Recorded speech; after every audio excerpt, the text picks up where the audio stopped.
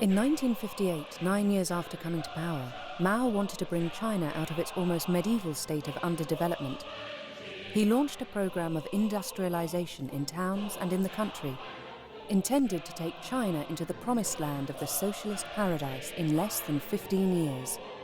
It was the Great Leap Forward.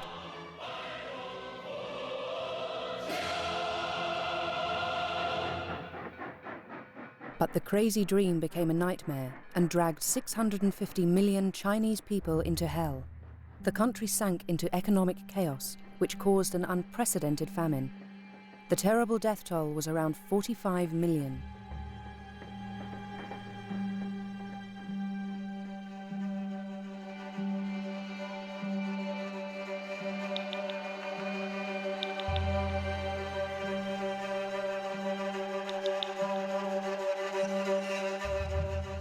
Even today, Mao is an untouchable icon.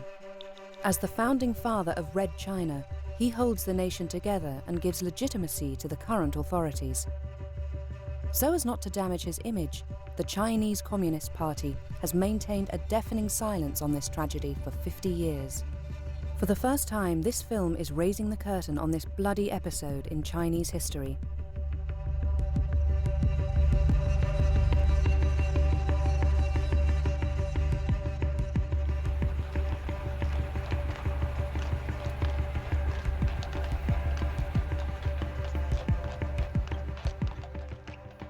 Getting the few witnesses to talk about the period and trying to reconstruct the memory of the Great Famine is not without danger. Very few have dared to defy the taboo and break the silence.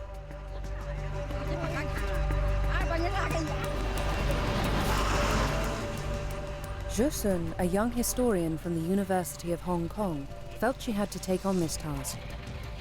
Over 4 years, she crisscrossed the Chinese countryside to collect the testimony of survivors of this terrible tragedy. As soon as I think about that time, my legs start to shake and I feel a great sadness. I prefer not to think about it, because I feel pain when people talk about it. Among the people she talked to, many had never had a chance to tell their story, and some survivors are very elderly. So Zhu Chun's task was an urgent one. For her, it isn't only a duty of memory, it's also a personal story, since several members of her family died of starvation during the Great Leap Forward.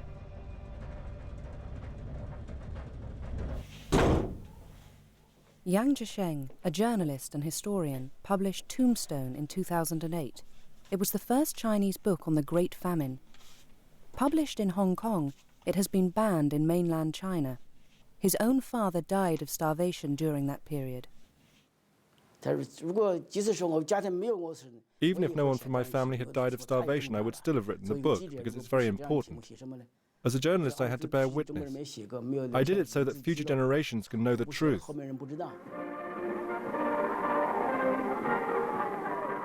To understand how the Great Leap Forward caused the death of tens of millions of people, we must go back to the origins of the communist regime, the taking of Beijing by the Red Army in January 1949.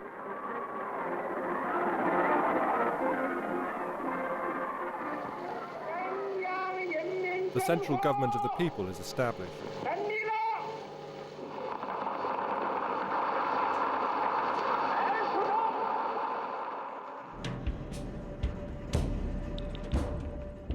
For Mao, who wanted to make a clean break with the past, the task was huge.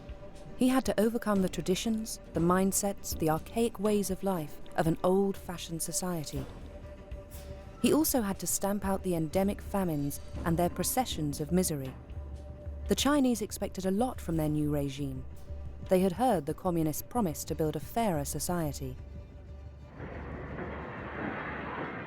To realize his plans, Mao went to Moscow to ask Stalin for economic help and to consolidate the strategic alliance with the USSR.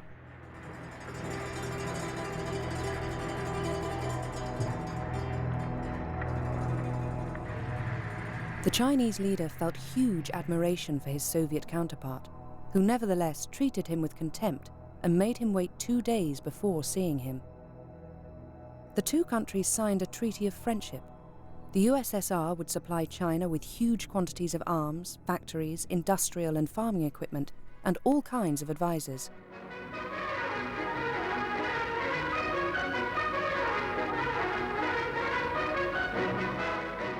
This treaty sealed China's dependence, as the aid didn't come free. Not only did China commit itself to remaining within Moscow's circle of influence and following its economic model faithfully, but it would also have to repay the huge debt it had contracted.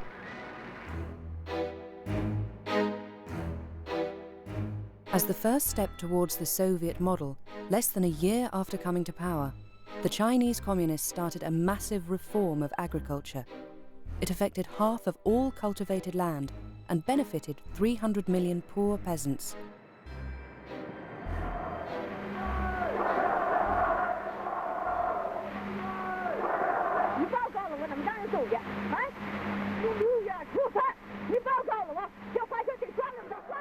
All over China, these land redistributions were the opportunity for the settling of scores. Encouraged by the party, the poor peasants, who had been used to suffering and humiliation for 2,000 years, raised their heads and gave free rein to their feelings of resentment. Class violence broke out. Over 1 million landowners were executed.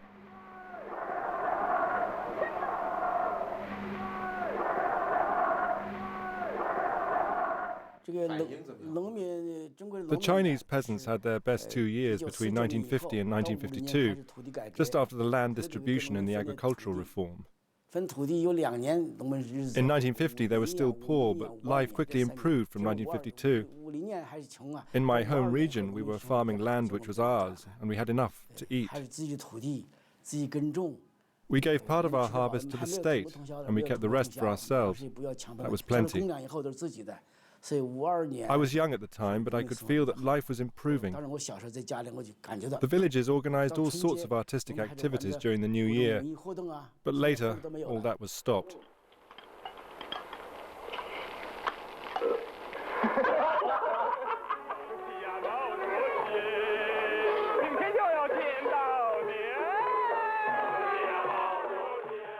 Mao, the liberator of China and the peasants, was revered as a god of the harvests and worshipped as the emperor of the new Red Dynasty.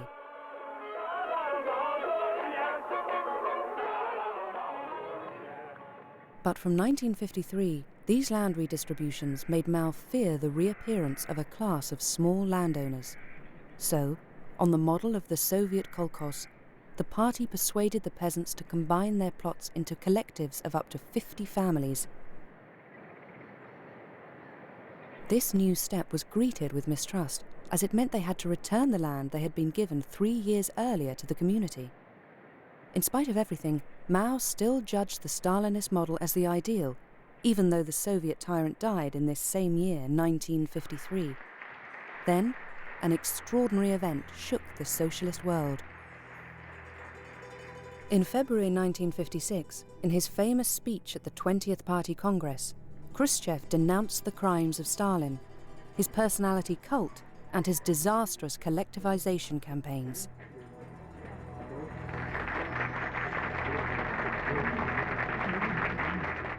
As a result, in China, the Stalinist model praised by Mao was withdrawn. The campaign of agricultural collectivization was suspended, and Mao's ideas were no longer in favor. As always when he had problems within the party, Mao turned to the people to regain the upper hand. As a good tactician, he invited the whole country to express themselves freely and to criticize the leadership. He called it the 100 Flowers Campaign, and it took an unexpected turn. Delighted at this exercise in democracy, the intellectuals criticized the very nature of the communist regime. For Mao, whose aim was to flush out the critics, the strategy worked. He could then publicly identify all those who had spoken against the regime as class enemies.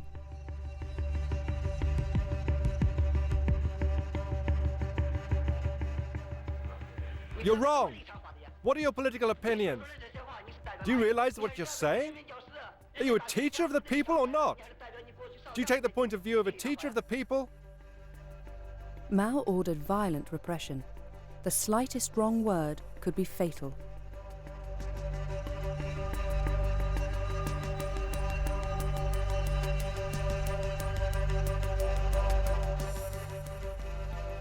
Between 500,000 and 1 million people, mostly teachers, were labelled as rightists and deported to forced labour camps where many died of starvation.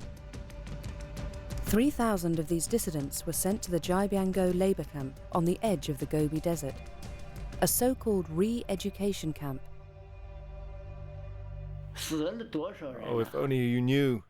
So many of us died. In all, 70% of the camp's population. At the time, we slept on the bare ground, in holes we were made to dig. The dead were put into big trucks and transported into the desert. They were covered with a thin layer of sand, and over time their skeletons gradually came back to the surface.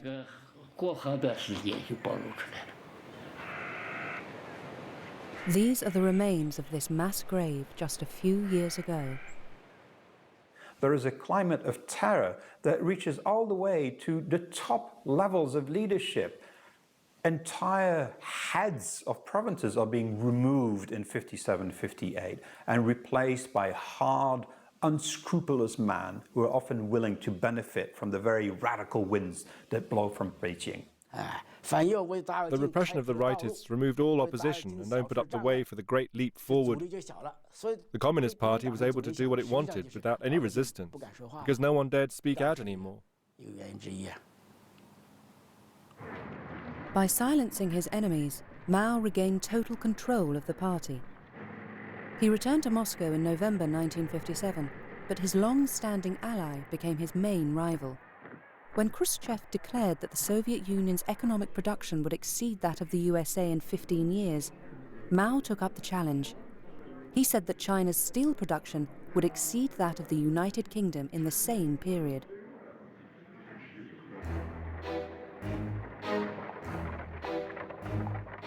"100 million peasants were recruited from all over the country to work almost with their bare hands on building projects on an epic scale, constructing roads, railways, dams and canals. For Mao, there was no doubt. The great leap forward to a communist society had really begun. The slogan "Dare to think, dare to act" became the official line of the party.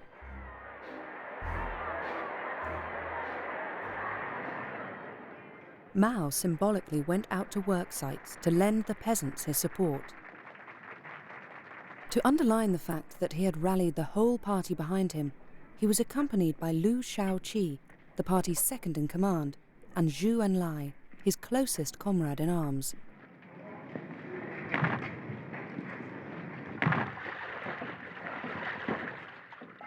Liu confirmed his support for Mao by saying, "Hard work for a few years, happiness for 1,000.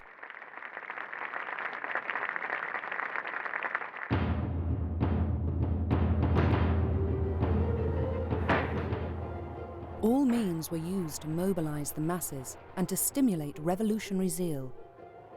In an extraordinary campaign, Mao identified a new enemy. Sparrows were accused of eating the crops. The Chinese were called out in their millions to prevent the birds landing. As a result, the sparrows died of exhaustion and gave way to a new enemy: insects. They proliferated and ate part of the harvest. This absurd campaign was followed by another step towards radical collectivization.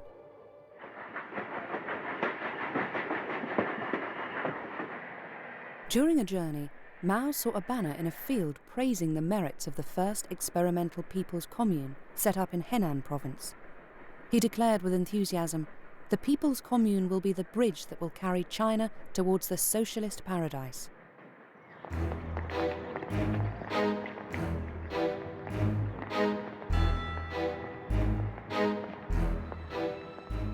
The saying was taken up in all provinces, and in just one summer, thousands of communes were formed.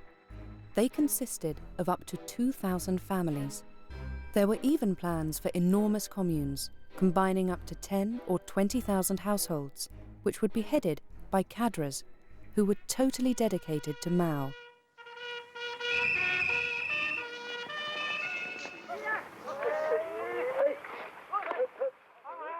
The working days started at dawn and finished after dark, accompanied by music to the glory of the Great Leap Forward.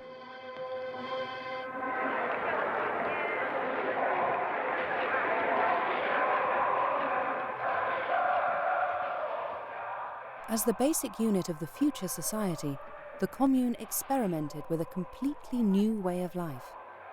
Here, everything was designed to immerse the individual in a collective life geared towards production. All private property was abolished. Houses, animals, land, and production tools became collective property.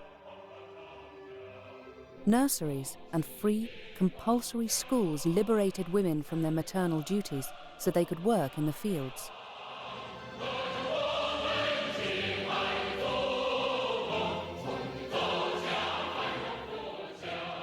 At that time, I was very young.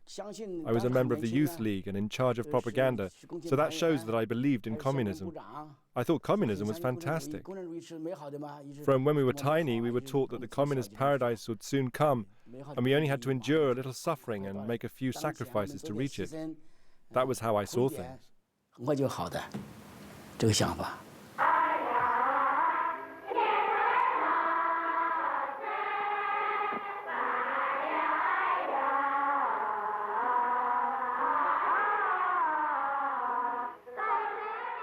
The family unit disappeared, and children were made to live by the new rules of collective life. The individual was nothing more than a cog in a big machine.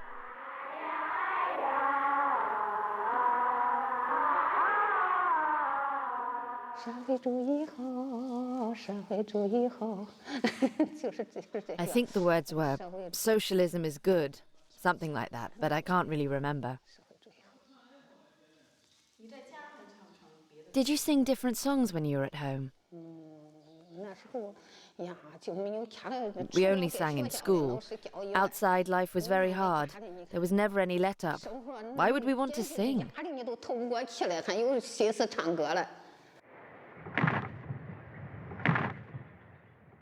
As in a barracks, men and women were separated and grouped in dormitories. Sexual relationships were regulated. Men and women were separated and couldn't live a married life. Some couples went to the fields to continue their sex life, but when they were caught, they were publicly humiliated. Some women found it unbearable and many committed suicide. So you pulled everything and all lived together? The household items were pooled in the first year. The furniture was seized for firewood and everything that could be destroyed was destroyed. The pigs, the sheep, everything was collectivized. Even the pots and pans were seized because families weren't allowed to cook. No one cooked at home anymore.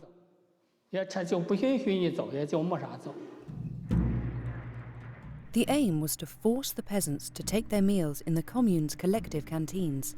In some of them, they even abolished money. A system of work points was established. Food was distributed according to merit, i.e., each person's capacity to fulfill the production objectives. The notion of wages disappeared.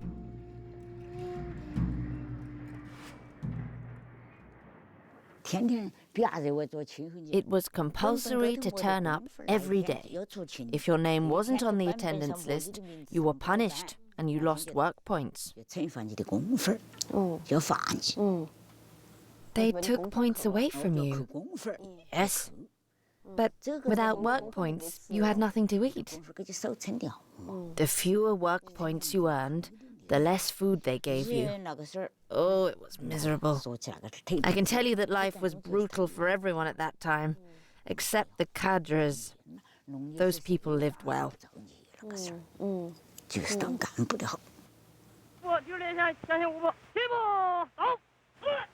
Kill! Kill! The party cadres became the officers of the people's communes, which were transformed into real barracks. Every day, the peasants underwent military training because the masses had to be mobilized for the national defense.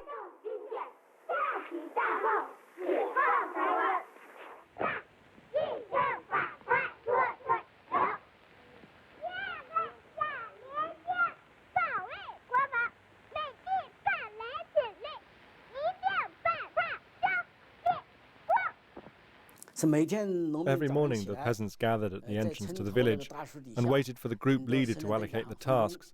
At the end of the day, the leader shouted, "Work's over!" and the peasants went to eat. They weren't motivated and productivity was very low. That was one reason why productivity didn't increase. In the people's communes, peasants had no right to free speech. Their skills weren't taken into consideration anymore. Everything was decided by the authorities, who mostly knew nothing about the subject. They decided everything. The distance between each rice seedling, the type of seed, the amount of fertilizer to be used. Land suitable for one type of crop was used for another.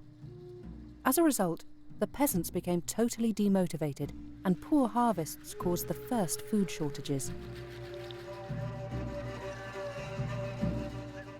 But Mao always wanted more. To increase agricultural production, he made communes compete against each other. The ones that recorded the biggest harvests were rewarded in ceremonies organized by the party, while the inhabitants of the communes were terribly short of food. This was a world where achieving record production, called launching a satellite, went hand in hand with announcing falsified figures. The cadres were caught up in an escalating spiral.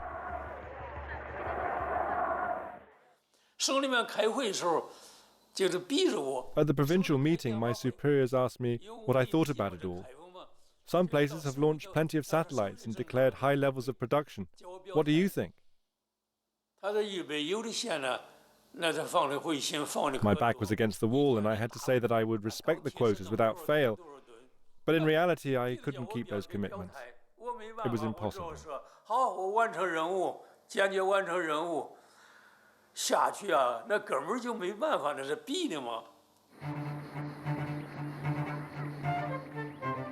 They showed Soviet advisors a field of wheat where the ears were so extraordinarily close together that they supposedly supported the weight of 6 people. The photo was on the front page of the People's Daily. Everyone was fooled, and those who weren't were too scared to say it was a con. Lying became common at all levels of the hierarchy. The figures for agricultural and industrial production were falsified throughout the country to meet and even exceed the targets set by the party.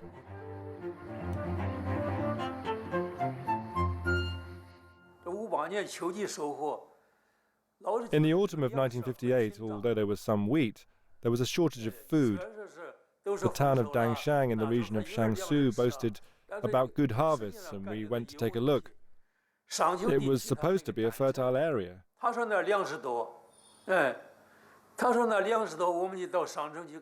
Everyone who went quickly realized that it was all nonsense. They showed us piles of crops where the cereals were on the top, but underneath was just straw or stubble. Everyone understood what they'd done, but no one dared talk about it. I saw the trick too.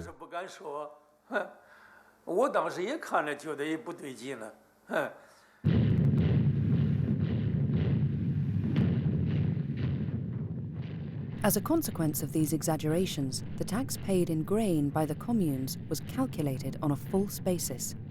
In some regions, the result was that the state demanded almost all the amounts really harvested. To make matters worse, the spring harvest in 1959 was disastrous.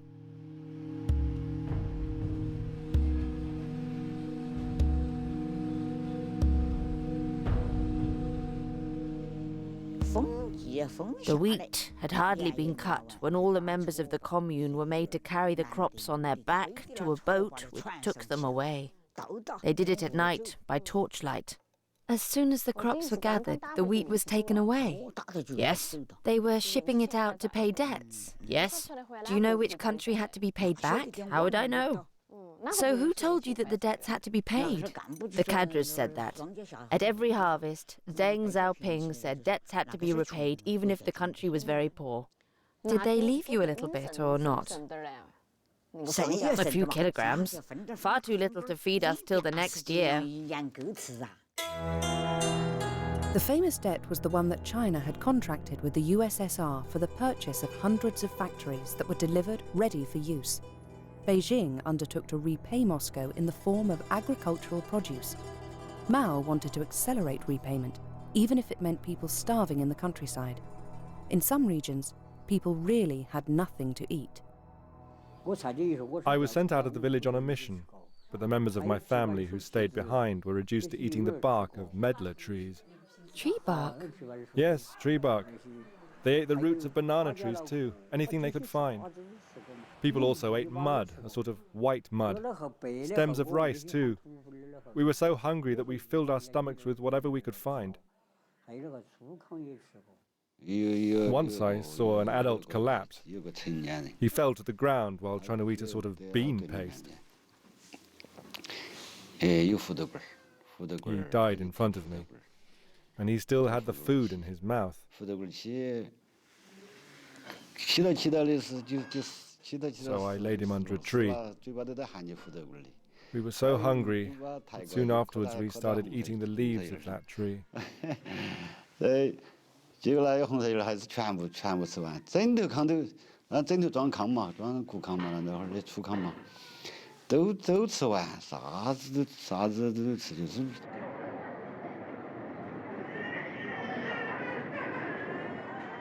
In other provinces, the shortage of food gave the cadres who distributed it the power of life or death over the inhabitants of the commune.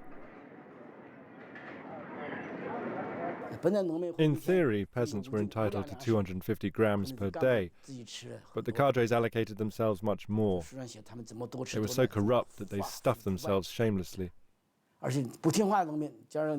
who didn't get on with the leader of the production team or those who disobeyed his orders were starved to death.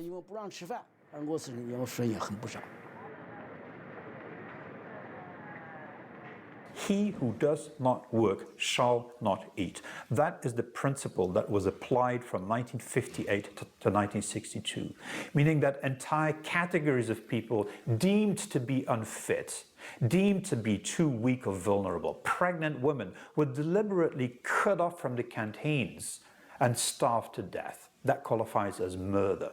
Were the cadres here very violent? Yes, very cruel. I remember that when they caught some peasants who had stolen some roots from the fields, they tied them up from head to foot.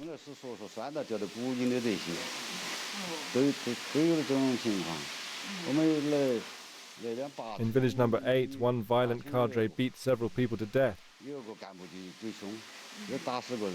The collective canteens became a sort of weapon in the hands of the cadres who managed them. I know of many examples, like the case of one man in charge of a collective canteen in a village in the province of Qinghai, who one day summoned a very beautiful woman. She was suffering a lot from the famine, and the cadre asked her how many days it was since she had eaten. And he ordered her to undress. When he saw her naked, he said, "Why are your breasts shriveled?" The woman answered, "My chest is now as flat as a man's." The cadre demanded that she bring him her daughter. Her daughter was very young, but she accepted, in exchange for 2 miserable loaves of bread. She killed herself soon afterwards.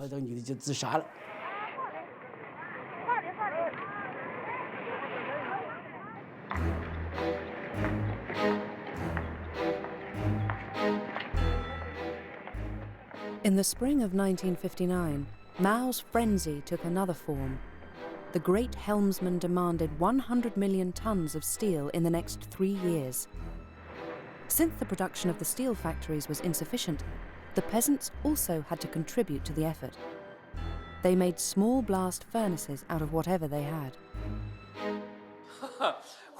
To make the small blast furnaces, we used mud mixed with hair to make it stronger. Many female comrades had to cut their hair. My youngest daughter also had to cut her hair, and she cried, poor child, but it was compulsory.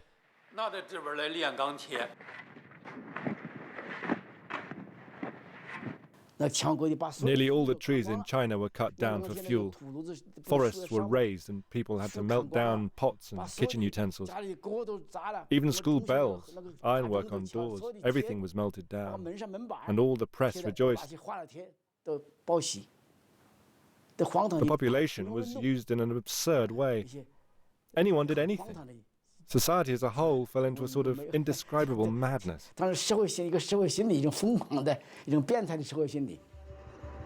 Officially, China started producing millions and millions of tons of steel. In reality, all that came out of these foundries was an unusable metal.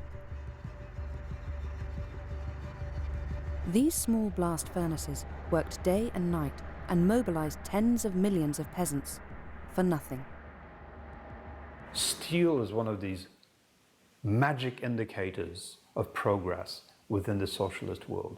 The consequence, of course, is that the farmers are worked literally to death, and the grain is taken literally out of their mouths. But that's a price worth paying, in Mao's view.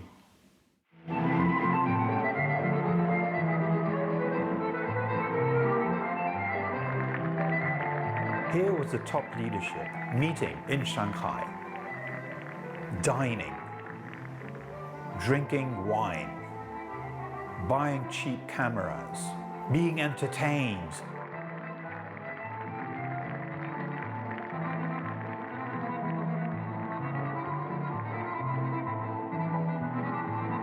The idea that Mao somehow didn't realize that there was mass famine in the countryside is a myth.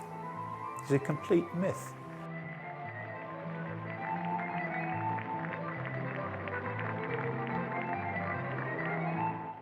A top-secret document found in the archives reveals that not only was Mao completely aware of the peasants' distress, but it was part of his strategy to sacrifice the countryside in order to feed the cities and the industrial and political centres. It's a report on the debates in a Politburo session dated 25th of March 1959. Mao stated, "When there is not enough to eat, people starve to death. It is better to let half of the people die so that the other half can eat their fill." And at that very same conference in Shanghai, he actually orders procurements of grain to be increased to 1/3, an unheard of level. He says it very clearly. He says, if you take up to 1/3 of the grain, the farmers will not rebel. He makes available thousands of trucks to go and carry out that task. In July 1959, Mao gathered the leaders of the party in Lushan, far away from Beijing. The original objective of this conference was to correct the increasingly apparent issues with the Great Leap Forward. The famous Marshal Peng Dehae was the only one who dared express himself in an open letter to Mao. The son of a peasant, he was upset by the destruction in people's lives caused by Mao's policy. He begged him, "Please think of the people." This was an insult to Mao. He forced him to resign from his post as Minister of Defense. This episode marked a tragic reality. No one else would dare to defy Mao as he persisted. The years that followed were terrible.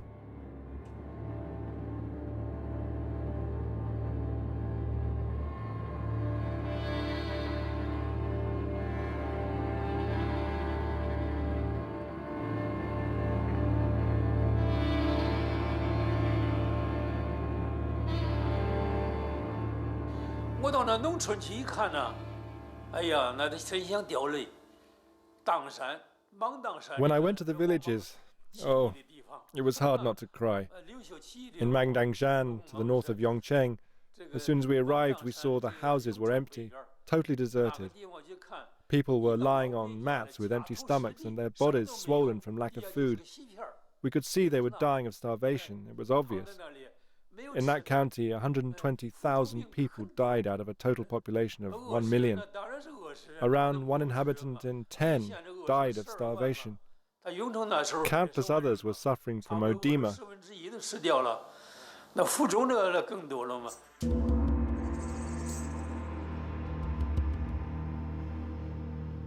Can you imagine what it's like to starve to death? To spend your days with nothing to eat?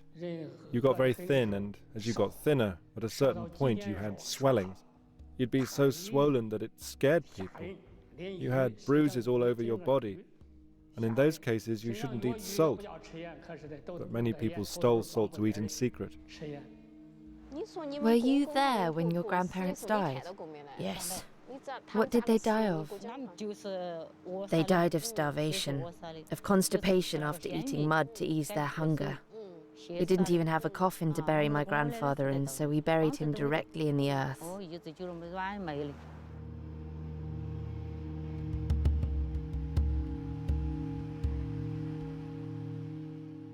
Did no one bury the people who starved to death? Who could do it? They often died by the road, far from their families who weren't strong enough to bury them.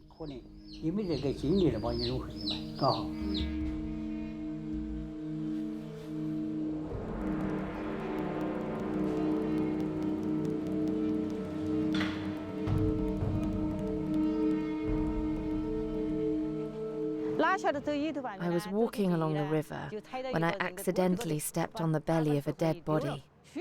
I let go of the cart I was pulling to run away. A bit further on, I came across another body, a child's that time. Gave me such a fright.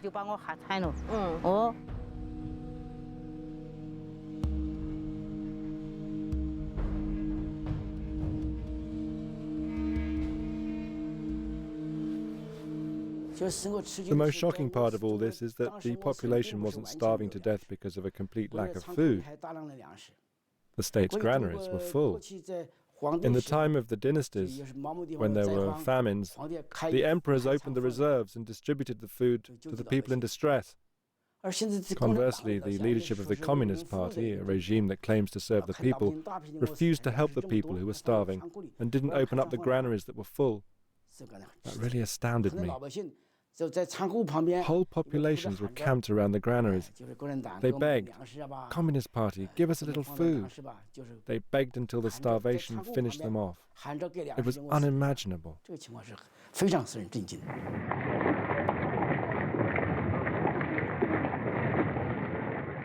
The regions where the famine raged were cordoned off.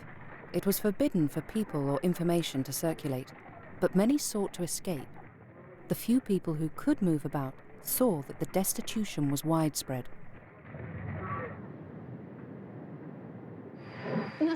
When the train stopped in the station, I saw crowds of starving people stretching their hands through the windows to ask for food.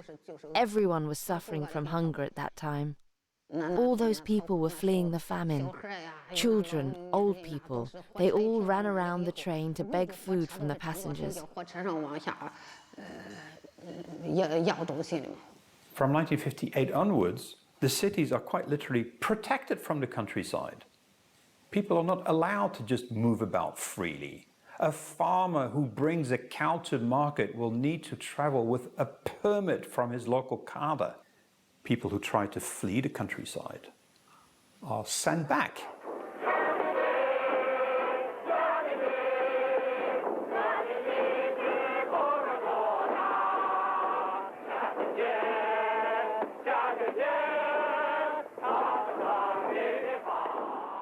Mao's radical methods caught the attention of his Soviet counterpart, Nikita Khrushchev, who was informed by his advisors on the ground. During the grandiose ceremonies for the 10th anniversary of the Chinese Revolution, he took Mao aside and begged him in vain not to repeat the excesses of Stalinist collectivization. Khrushchev would say later, Mao thought he was an envoy of God charged with the divine task of building socialism before the Soviet Union. Mao ignored Khrushchev's warnings. He gave the order not just to carry on, but to increase production figures, which he said were necessary to the successes of the Great Leap Forward. 9 months later, Khrushchev suspended cooperation agreements with China and repatriated 15,000 advisors. It was the beginning of the split between the two countries. Liu Shaoqi, elected president of the Republic in April 1959, tried to restrain Mao who was still chairman of the party. But another year would go by before Liu Shaoqi ordered investigations into the reality of the famine on the ground. I went to investigate in Yongcheng, which is the biggest county in the Jiangsu region, because I wanted to know what was really going on. Yongcheng wasn't under my jurisdiction, it was under Jiangsu's. When the local leader found out that I was investigating, he told me lies. He ordered all the people I saw to repeat the same about the death toll from starvation. He said that in total 90,000 people had died unnatural deaths. In reality, the total was 120,000 people, as we said at the time. You couldn't say they had died of starvation. He instructed each district to declare a certain number of deaths, so that the total never exceeded 90,000. All that was to hide the truth from us.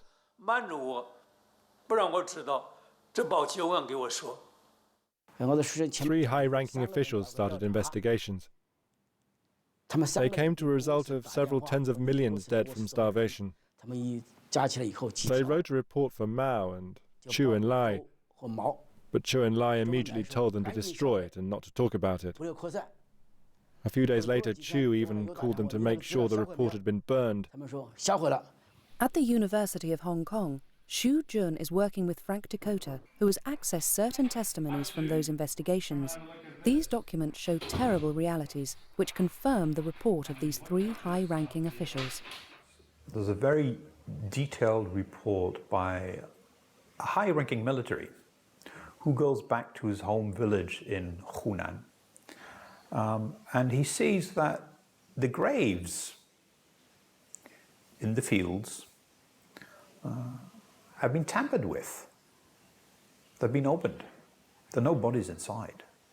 So he wonders what is going on. It's a rainy day. He sees the house of the local party secretary, the smoke coming out. He walks up to the house, opens the door. He sees 4 large pots in which body parts are being boiled down. And it turns out that the local party secretary has decided that you can actually recycle human bodies, simmer them, and then use it as fertilizer on the fields. During the Great Famine, thousands of cases of cannibalism were recorded in official reports.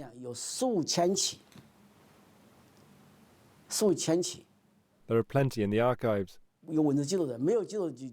I know of one case in Gansu where people ate their own dead relatives. The mother, before she died, said to her daughter, "There's nothing left of my body to eat, just my heart. When I die, you can eat my heart." And that's what happened. When she died, her daughter ate her heart. But she, in turn, was eaten a few days later.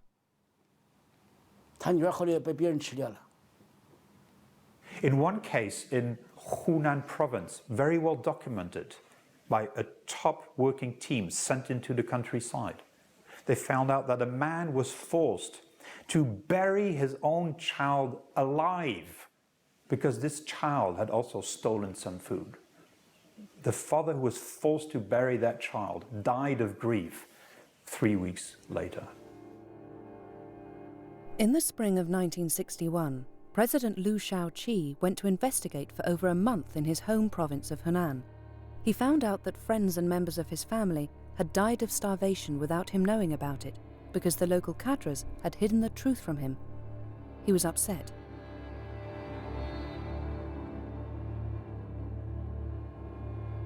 For Liu, the great leap forward had to be stopped. But it was only in 1962 that the party brought together 7,000 cadres from all across the country to put an end to the crazy undertaking of the Great Leap Forward. Liu Shaoqi said that the party was largely responsible for the famine. He contradicted Mao on that issue because from the start, Mao had estimated the harmful aspects of the party's policy to be only 10% of the reason for the famine. Although the famine continued to claim victims until the end of 1962, the situation slowly improved with the re-establishment of farming on privately owned plots of land and free markets.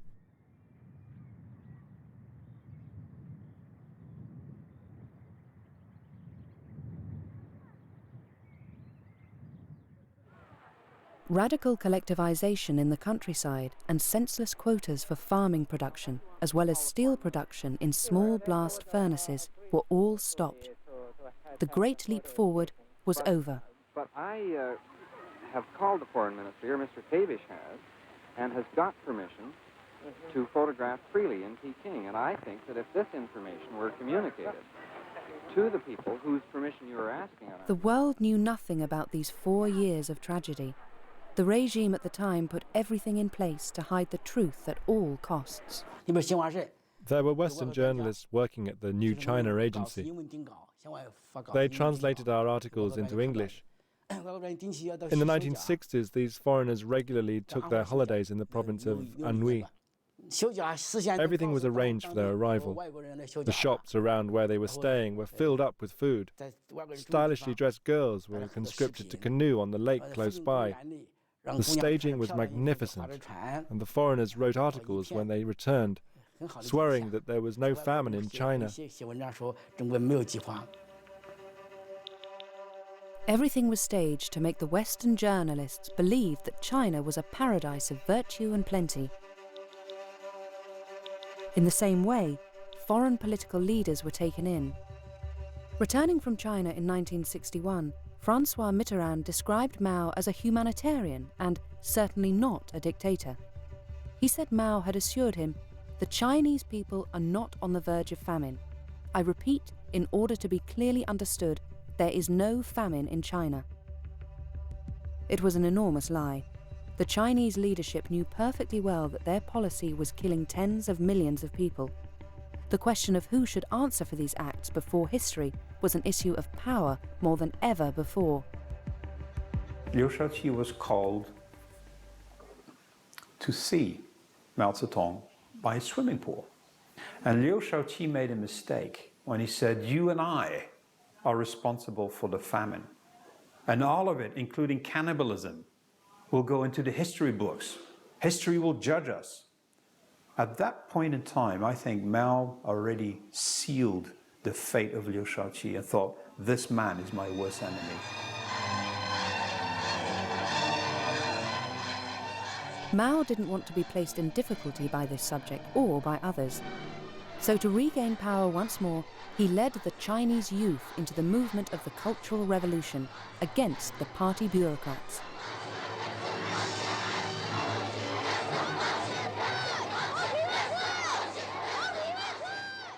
He took advantage of the radicalization of the situation to have Liu Shaoqi criticized and then arrested by young Red Guards. Imprisoned and without medical care, Liu died in a cell in 1969. From then on, no one would dare speak of the Great Famine again and of Mao's responsibility in this tragedy.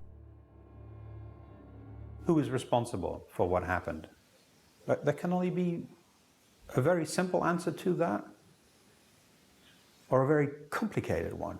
The very simple answer is that Mao, Chairman Mao, was responsible. He initiated it, he started it, it was his vision, he stopped it.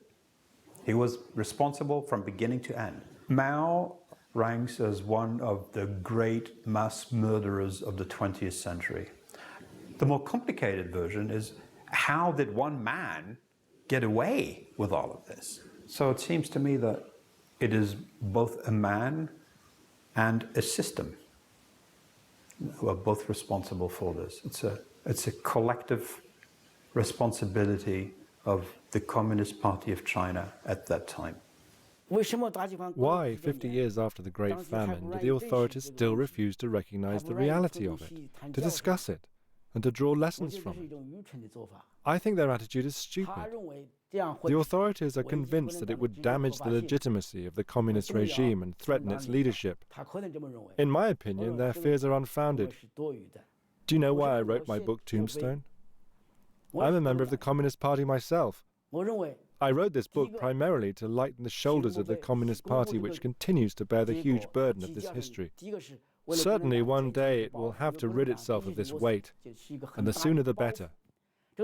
I'm convinced that a nation that can't really face up to its history has no future.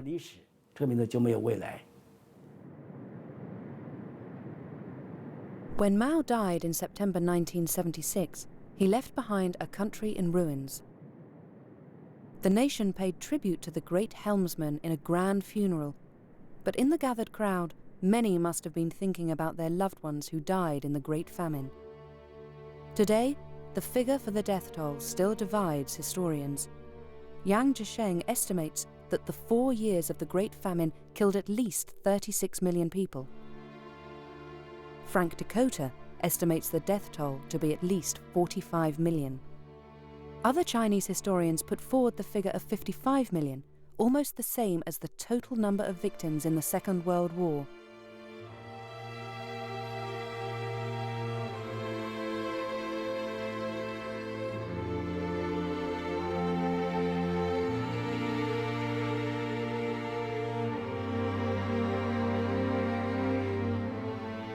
There is no monument in China to commemorate them, apart from this modest edifice in the middle of the Henan countryside.